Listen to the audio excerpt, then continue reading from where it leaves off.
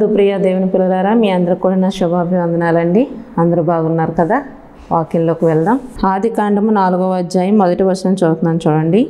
ఆదాము తన భార్య అయిన హవ్వను కూడినప్పుడు ఆమె గర్భవతి అయి కయీనును కని, యెహోవా దయ వలన నేను ఒక మనుషుని సంపాదించుకున్నాను. నేను చదవబడిన వాక్యంలో హవ్వమ్మ గారు ఒక కుమారుని కన్నదండి. ఆయన పేరే కయీను. ఆదాముని అవ్వమ్మ గారిని దేవుడు తన చేతులతో చేశాడు. అయితే భూమి మీద పుట్టిన మొదటగా జన్మించిన కుమారుడు ఎవరంటే, మనిషి ఎవరంటే కయీను గారు. ఆ చదివిన వాక్యంలో ఉంది, ఆదాము తన భార్య అయిన హవ్వను కూడినప్పుడు ఆమె గర్భవతి అయి కయీనును కని, యెహోవా దయ వలన నేను ఒక మనుష్యుని సంపాదించుకున్నానని, తర్వాత ఆమె అతని తమ్ముడు హేబేలును కూడా కన్నాడు. ఫస్ట్ కయీను జన్మించాడు, తర్వాత హేబేలు జన్మించాడు. దేవుని దయ వలన ఆదాముకి అవ్వకి 2 కుమారులు దేవుడు అనుగ్రహించారు. వారే కయీను, హేబేలు. అయితే కయీను ఏం చేస్తాడంట? కయీను హేబేలేమో గొర్రెల కాపరి, కయీనేమో భూమిని సేద్యపరచువాడంటండి. పుట్టిన తర్వాత వారు పెద్దవాళ్ళు అయ్యాక కయీనేమో వ్యవసాయం పనిచేస్తూ ఉండేవాడు, హేబేలేమో గొర్రెలు కాచుకొని గొర్రెల కాపరి. ఎవరి వృత్తుల్లో వాళ్ళు ఉంటున్నారు.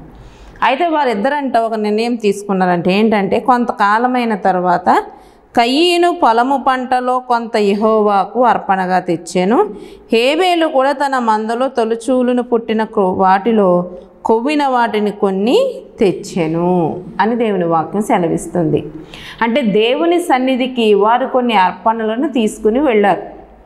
ఇప్పుడు కయీను వ్యవసాయం చేస్తున్నాడు కాబట్టి తన వ్యవసాయంలో వచ్చిన పంటలో కొంత పంటను ఏం చేశాడంటే దేవుని సన్నిధికి అర్పణగా తీసుకుని వెళ్ళాడు.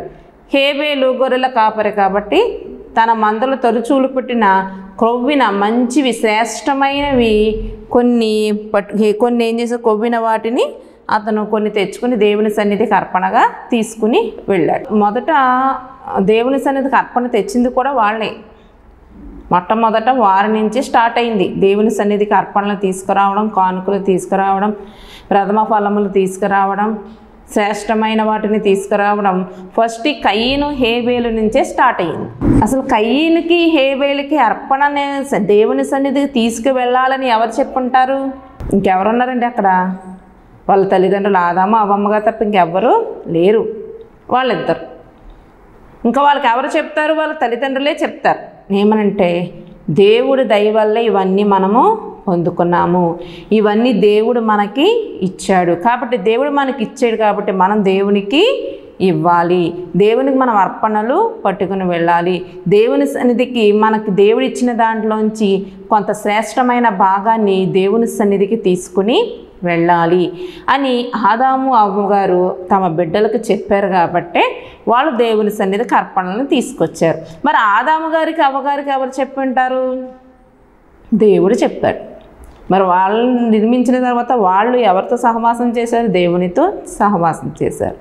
వాళ్ళకి దేవుడు చెప్పాడు, వాళ్ళేమో తన బిడ్డలకు చెప్పారు. అందుకే ఆ రీతిగా ఆ క్రమంలోనే వాళ్ళు దేవుని సన్నిధికి అర్పణలు ప్రతి సంవత్సరము ఏటేటా తీసుకుని దేవుని సన్నిధికి వస్తూ ఉన్నారు.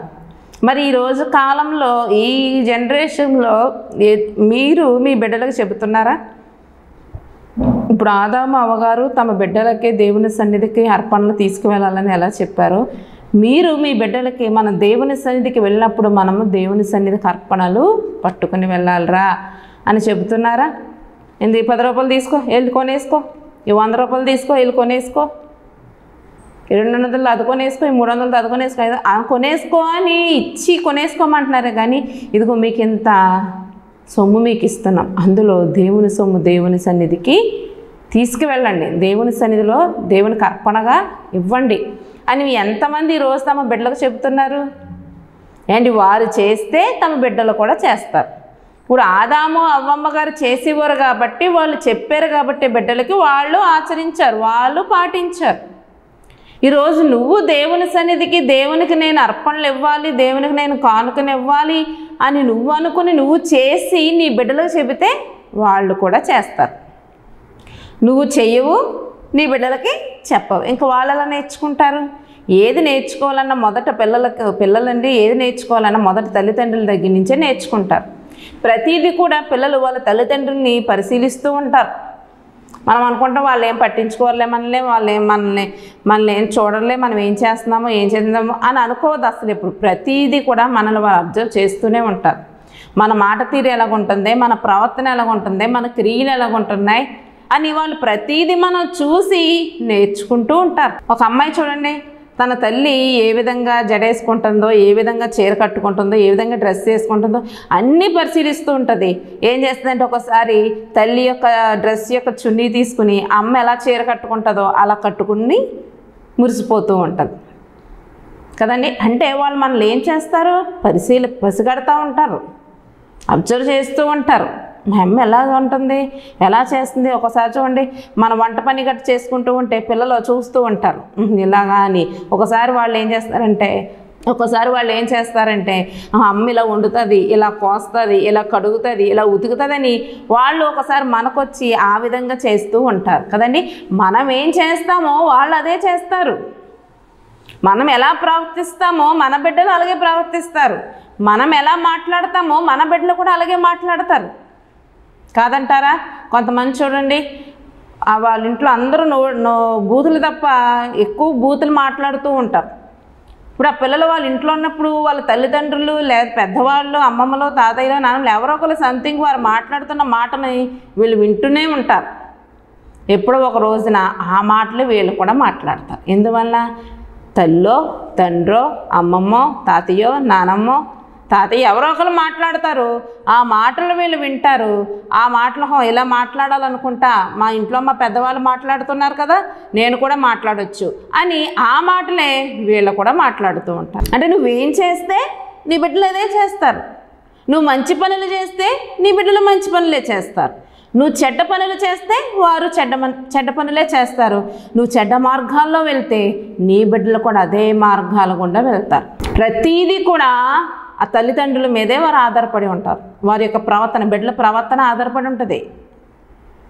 తండ్రి చూడండి, ఒకసారి ఇంట్లోకే తెచ్చేసుకుని మందు గట్ట తాగుతూ ఉంటారు, ఇంట్లోకే తెచ్చేసుకుని సిగరెట్లు తాగుతూ ఉంటారు, వ్యర్థమైనవి చూస్తూ ఉంటారు.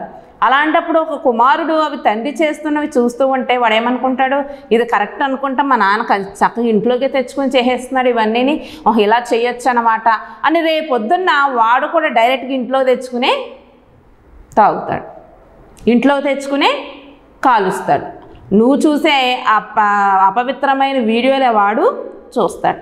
అడుగుతాను, ఏంటి పని, ఇది తప్పు అంటే వాడు అంటాడు, మరి నువ్వు చేస్తే లేదు, నేను చేస్తే తప్పు ఏంటి అని అడుగుతాడు.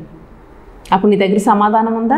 నువ్వు గద్దిస్తావు, కానీ వాడు ఏం చెప్తాడు, నువ్వు చేసావు కదా డాడీ, నేను చేస్తే తప్పేంటి అంటే, నువ్వు చేసేది తప్పే కదా, మరి నువ్వెందుకు చేస్తున్నావు అంటే నీ దగ్గర సమాధానం ఏంటి? ఎవరైనా సరే, తల్లైనా తండ్రి అయినా ఎవరైనా సరే, చెడ్డ మార్గంలో వెళ్ళి నీ బిడ్డలు అదే మార్గం గుండా వెళ్తే నువ్వు తిరిగి అడుగుతా కూడా వాళ్ళు తిరిగి నిన్ను ప్రశ్నిస్తే నీ దగ్గర సమాధానం ఉందా? ఒకసారి ఆలోచించుకో. మన ప్రవర్తన బట్టే మన బిడ్డల భవిష్యత్తు ఉంటుంది. మనం ఏ రీతిగా బ్రతుకుతున్నామో, ఏ రీతిగా ప్రవర్తిస్తున్నామో మన బిడ్డలు కూడా అలాగే ప్రవర్తిస్తారు, ఆ రీతిగానే చేస్తారు. ఆదాము అవ్వమ్మ గారు దేవుని దయ వలన, దేవునికి వారు కూడా అర్పణలు ఇవ్వడం వలన దేవుడు వాళ్ళకి చెప్పాడు కాబట్టి, వాళ్ళు ఆచరించారు కాబట్టి, వాళ్ళు పాటించారు కాబట్టి అయ్యే మాటలు వారి యొక్క బిడ్డలకు వారు చెప్పారు. ఊహొచ్చిన కాడి నుంచి వాళ్ళు అర్పణలు అట్టుకెళ్తూ ఉంటే వీళ్ళు చూస్తూ ఉంటారు కదా, ఓహో నా తల్లిదండ్రులు కూడా దేవుని సన్నిధికి అర్పణలు ఇలా పట్టుకు వెళ్ళారు, రేపొద్దున మేము కూడా దేవుని సన్నిధికి పట్టుకెళ్ళాలి. నిన్ను చూస్తూ ఉంటారు, నువ్వు చెబుతూ కూడా ఉండాలి వాళ్ళకి, ఒరే మేము ఇలాగా దేవుని సన్నిధిలో ఇలా వింటున్నాం, దేవుని సన్నిధికి ఇలా పట్టుకు వెళ్తున్నాం, మీరు రేపొద్దున పెద్ద అయ్యాక, మీరు ఒక స్థాయికి వెళ్ళాక, మీరు ఉద్యోగాలు వ్యాపారాలు చేసినప్పుడు మీ అర్పణలు కూడా ఎక్కడికి తేవాలి, దేవుని సన్నిధికి తేవాలి అని మన బిడ్డలకు మనము చెప్పాలి. చెబుతున్నావా? నీ బిడ్డలకి దేవుని సన్నిధికి వెళ్ళమని చెప్తున్నావా? దేవుని సన్నిధిలో నీ శక్తి కొలది దేవుడు నీకు ఇచ్చిన దాన్ని దేవుడికి ఇమ్మని చెబుతున్నావా? చాలామంది అంటారు, దేవుడు ఐశ్వర్యవంతుడు కదండి, దేవుడు ఉన్నతగలం వాడు కదండి, గొప్పవాడు కదండి, దేవుడికి మనం ఎందుకు ఇవ్వాలండి, ఆయన ఏం లేనోడేం కాదు కదండి, శ్రీమంతుడు కదండి, మన దేవుడికి ఇవ్వాలా అని చాలామంది ఎదురు ప్రశ్నలు అడుగుతూ ఉంటారు. ఇప్పుడు నీ కుమారుడికి షాప్ తీసుకువెళ్తావు, నీ సంథింగ్ ఏదోటి కొంటాకి, బిస్కెట్ ప్యాకెట్ అనో లేస్ ప్యాకెట్ అనో ఏదోటి కొంటాకి వెళ్తావు. ఓ ప్యాకెట్ కొని తీసుకొచ్చావు, ఇంకో ప్యాకెట్ కొనుక్కొని డబ్బులు నీ దగ్గర ఉన్నాయి కానీ వాడికి ఒక ప్యాకెట్ కొని ఇంటికి తీసుకొచ్చావు. కూర్చుని వాడికి ప్యాకెట్ ఓపెన్ చేసి పెట్టావు, వాడు తింటున్నాడు. నువ్వేం చేస్తావు? పెడతాడా పెట్టడా అని చేయి చేపి నాకు బిస్కెట్ ఇవ్వరా అని అడుగుతావు, నాకు బిస్కెట్ ఇవ్వమ్మా అని అడుగుతావు. అడుగుతారా అడుగురా? ఎవరైనా అడుగుతారు. మనం తినేయాలని కాదు, మనకు ఆశ లేదు అంటే వీడు నాకు పెడతాడా పెట్టడా పరీక్ష పెడుతున్నాడు తండ్రి. నీకు కావాలితే నీ దగ్గర కొనుక్కోవడానికి ఇంకా డబ్బులు ఉన్నాయి, కొనుక్కోవచ్చు. నువ్వు ఒక ప్యాకెట్ కొనుక్కొని ఆడికో ప్యాకెట్ కొని ఇద్దరు కూర్చొని తినచ్చు. కానీ వాడికి ఒక ప్యాకెట్ కొని దాన్ని నువ్వేం చేస్తావు? పెట్టమని అడుగుతావు. దేనికంటే పరీక్ష పెడతాడు కానీ పిల్లవాడి దగ్గర తినేయాలని కాదు కదా, వాడి దగ్గర మొత్తం తీసుకుని తినేద్దామని కాదు కదా. అంటే పరీక్ష పెడుతున్నా నీ కుమారుడికి కుమార్తెకు. ఒక్కొక్కళ్ళు తీసి పెడతారు, నేను పెట్టను అని అంటారు. అలాగే అవును, సమస్తం మనం ఈ భూమి మీద ఉన్నప్పుడు మనకు సమస్తము సమకూర్చేది ఆయనే, మనకి ఇచ్చేది ప్రతీది కూడా ఆయనే ఇస్తున్నాడు. అయితే మరలా దేవుడు అంటున్నాడు, వీళ్ళు నాకు పెడతారా, నాకు ఇస్తారా, ఎవరా అని మనకి పరీక్ష పెడుతున్నాడు ఆయన. ఇప్పుడు కుమారుడు మనకి ఆ కుమార్తె ఆ బిస్కెట్ ఒకటి ఇస్తే ఎంతో మురిసిపోయి, అమ్మో నా బాబు నా తల్లే ఎంత బాగా అడగ్గానే పెట్టావు, ఎంత ప్రేమరా, అలాగే ఎలాగని మురిసిపోయి ఇంకో 4 బిస్కెట్లు ఇంకో 4 బిస్కెట్ల ప్యాకెట్లు తెస్తావు. అలాగే తండ్రి ఈ కుమారుడు కూడా నేను ఇచ్చింది మరలా తిరిగి నాకు ఇస్తాడా, ఎవడని మనకి పరీక్ష పెడతాడు ఆయన. ఇచ్చిన వాళ్ళని బహుగా దీవించి ఆశీర్వదిస్తాడు. ఈ ఆదాము అవ్వలు కూడా తన బిడ్డలకు అలాగే చెప్పారు, వాళ్ళు ఆ రీతిగానే పాటించారు. దేవుని సన్నిధికి అర్పణలను పట్టుకొచ్చారు. తర్వాత ఏమి చూద్దాం. హేబేలు కూడా తన మందలో తొలిచూలు పుట్టిన వాటిలో క్రొవ్విన వాటిని కొన్ని తెచ్చెను. యెహోవా హేబేలును అతని అర్పణను లక్ష్యపెట్టెను, కయీనును అతని అర్పణను ఆయన లక్ష్య పెట్టలేదు. అయితే అన్నదమ్ములు ఇద్దరు కూడా, కయీను హేబేలు కూడా వారు చేస్తున్న వ్యాపారాల్లోనే ఏంటంటే దేవునికి సన్నిధిలో కొంత అర్పణలను తీసుకొచ్చారు. అయితే దేవుడంట హేబేలు అర్పణను లక్ష్య పెట్టాడు కానీ కయీనును అతని అర్పణను ఆయన లక్ష్య పెట్టలేదు. హేబేలు అర్పణనైతే దేవుడు హేబేలుని అంగీకరించాడు, అతని అర్పణను కూడా అంగీకరించాడు. కయీనుని అంగీకరించలేదు, కయీను అర్పణను కూడా అంగీకరించలేదు. ఎందువల్ల అంటారు?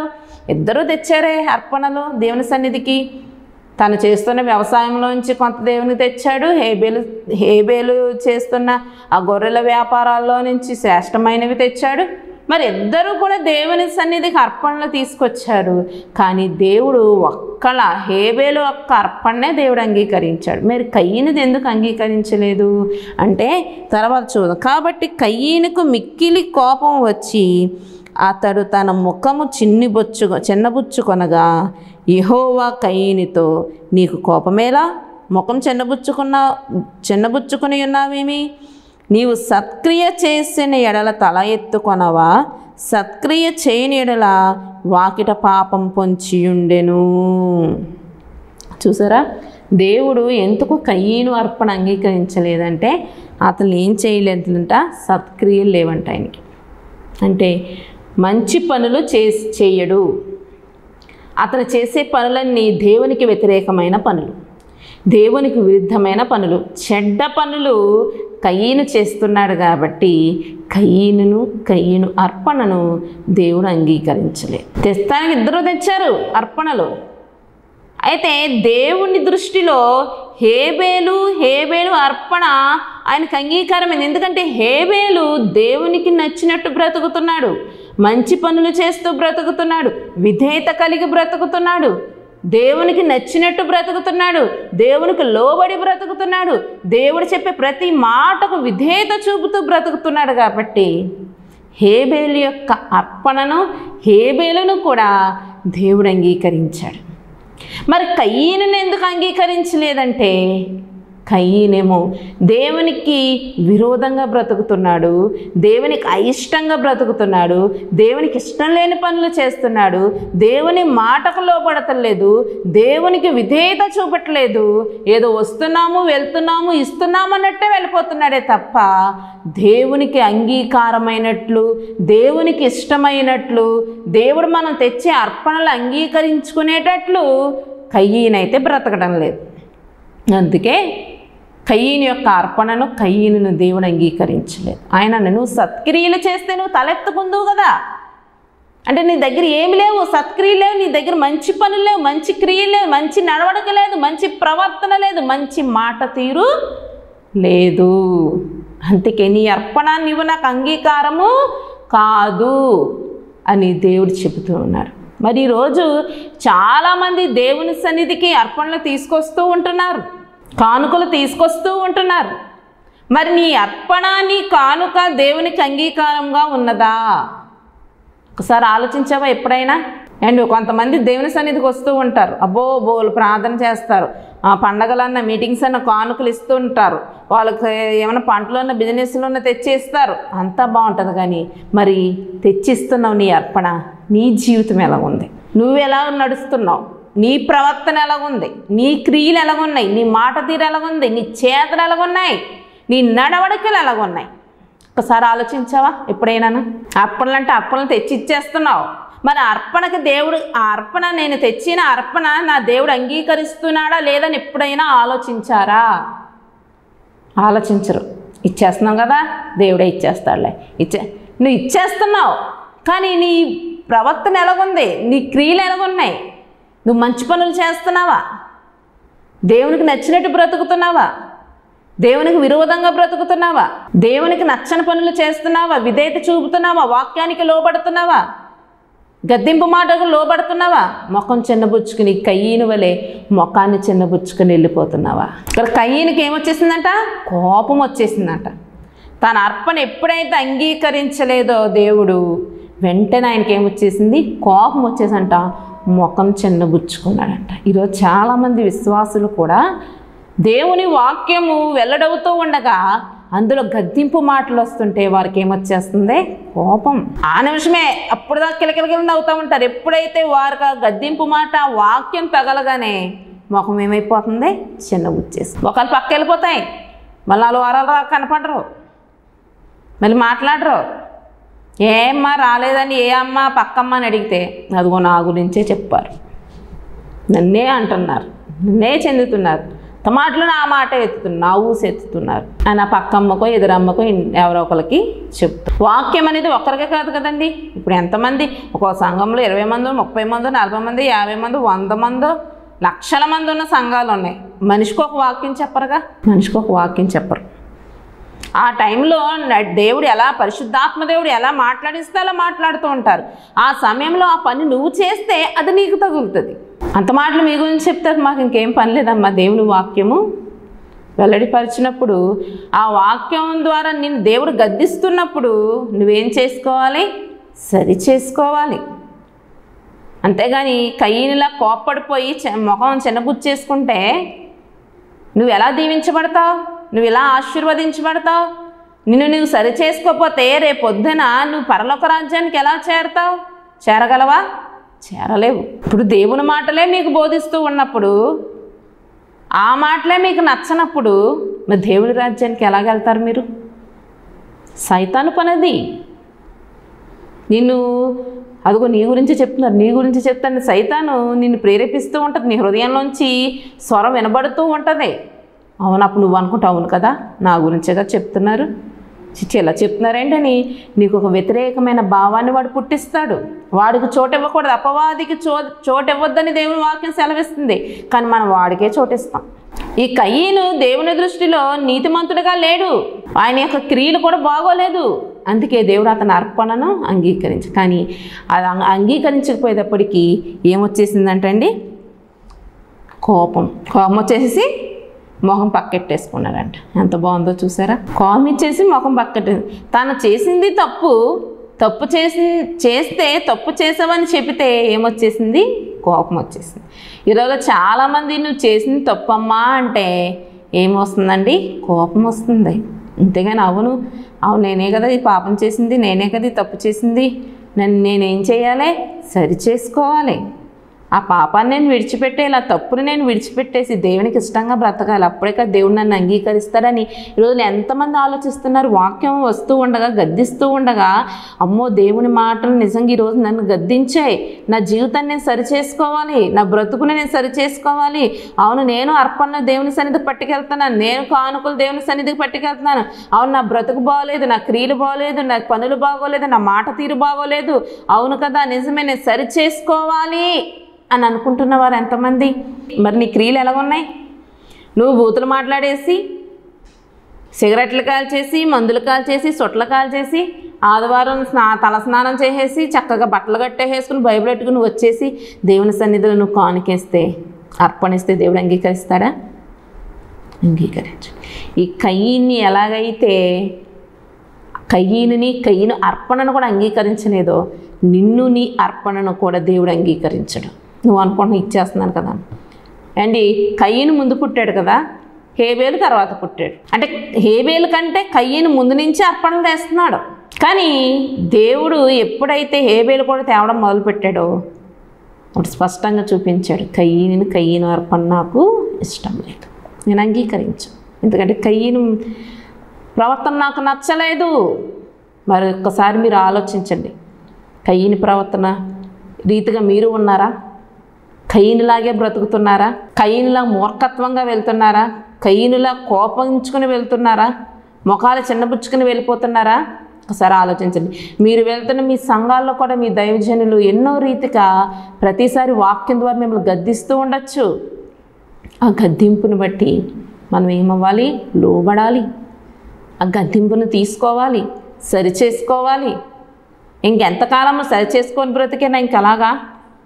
ఎప్పుడు ఇంకా దేవుణ్ణి నమ్ముకున్నాక అదే బ్రతుకు, దేవుడు నమ్ముకోకముందు కూడా అదే బ్రతక?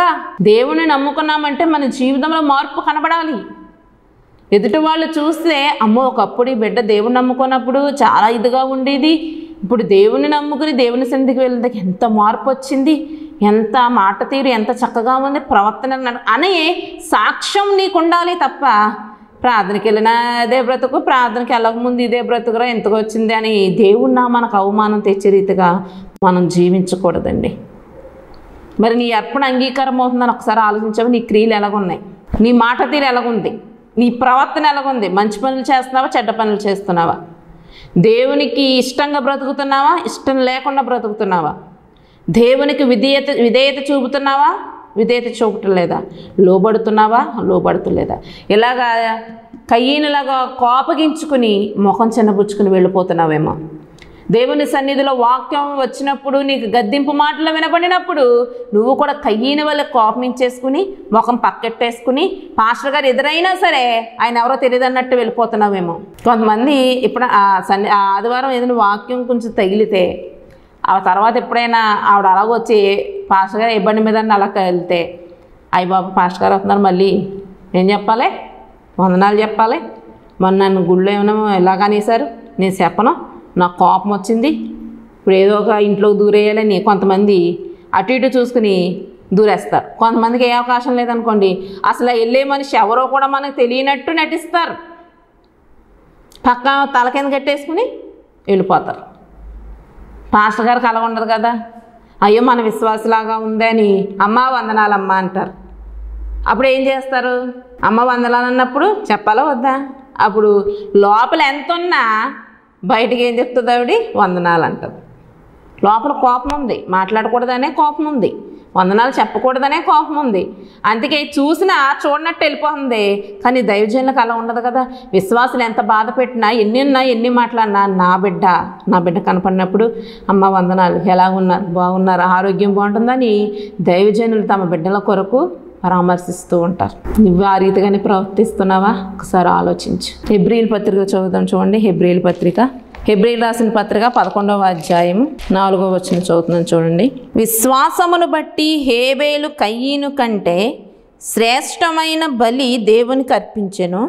దేవుడు అతని అర్పణలను గూర్చి సాక్ష్యం ఇచ్చినప్పుడు అతడు ఆ విశ్వాసమును బట్టి నీతిమంతుడని సాక్ష్యము పొందెను. చూసారు ఇక్కడ దేవుని వాక్యం ఎంత బాగా సెలవిస్తుందో. హేబేలు అర్పణ ఎందుకు అంగీకరించాడంటే హేబేలుకు దేవుని పట్ల విశ్వాసం ఉంది, కయ్యనికి లేదు. విశ్వాసమును బట్టి హేబేలు కయ్యను కంటే శ్రేష్టమైన బలి దేవునికి అర్పించాడంటండి. కయ్యనికి ఏమి లేదు, విశ్వాసం లేదు. హేబేలుకి ఏముంది, విశ్వాసం. నువ్వు తెచ్చే అర్పణ విశ్వాసంతోనే తెస్తున్నావా? దేవుని వాక్యమే తెలుస్తుంది, దేవుడే మాట్లాడుతున్నాడు. ఏమనంటే విశ్వాసమును బట్టి హేబేలు కయ్యను కంటే శ్రేష్టమైన బలి దేవునికి అర్పించెను. దేవుడు అతని అర్పణలను గూర్చి సాక్ష్యం ఇచ్చినప్పుడు అతడు ఆ విశ్వాసమును బట్టి నీతిమంతుడని సాక్ష్యం పొందాడంట. విశ్వాసమును బట్టి హేబేలు ఏ విధంగా ఉన్నాడంటే నీతిమంతుడుగా సాక్ష్యం పొందాడంట. డైరెక్ట్ దేవుడే మాట్లాడుతున్నాడు. ఏమనంటే కయ్యను కంటే హేబేలు నీతిమంతుడు. తను చూపించిన విశ్వాసాన్ని బట్టే నీతిమంతుడుగా నేను సాక్ష్యం చెప్తున్నాను. దేవుడే హేబేలు కొరకు సాక్ష్యం ఇచ్చాడు. ఏమని తెలుసా, ఈయన నీతిమంతుడు. అంతేకా అతని అర్పణను నేను నీతిమంతుడంటే మంచి పనులు చేస్తాడు, చెడ్డ పనులు చేయడుగా.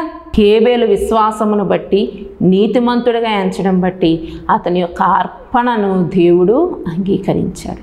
అంటే మంచి పనులు చేయడం వల్ల, నీతిమంతుడిగా ఉండడం వల్ల, విశ్వాసం కలిగి ఉండడం వల్ల దేవుడే హేబేలుని నీతిమంతుడు అని సాక్ష్యం ఇస్తున్నాడు. అలాగే అతడు మృతి నొందియు ఆ విశ్వాసము ద్వారా మాట్లాడుచున్నాడు. తర్వాత కయ్యనికి ఏమొచ్చేసింది, కోపం వచ్చేసింది.